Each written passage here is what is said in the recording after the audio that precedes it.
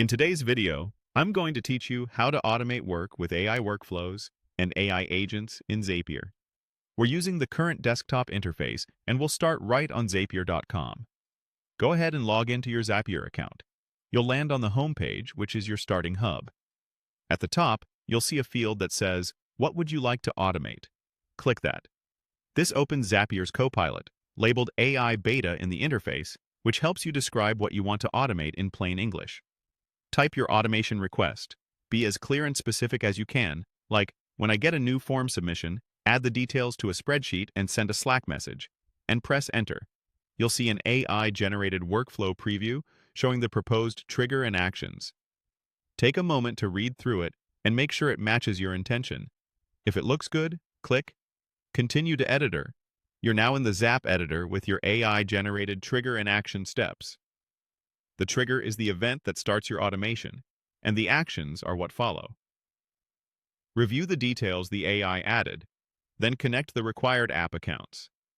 If you see a Connect button, sign in and authorize the app so Zapier can access it. With accounts connected, click Test Trigger to pull in sample data and confirm Zapier can see the event.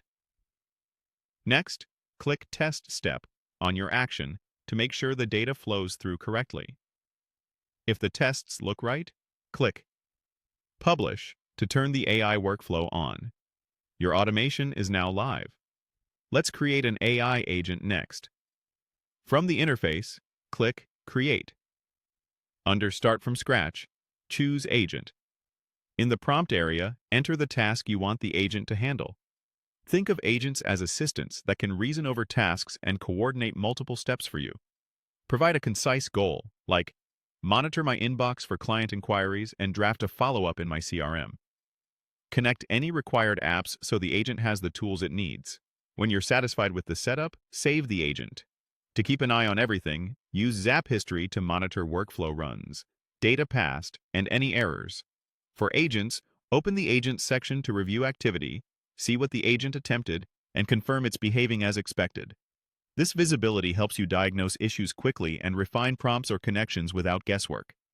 That's it. You've built an AI-powered workflow and an AI agent in Zapier end-to-end.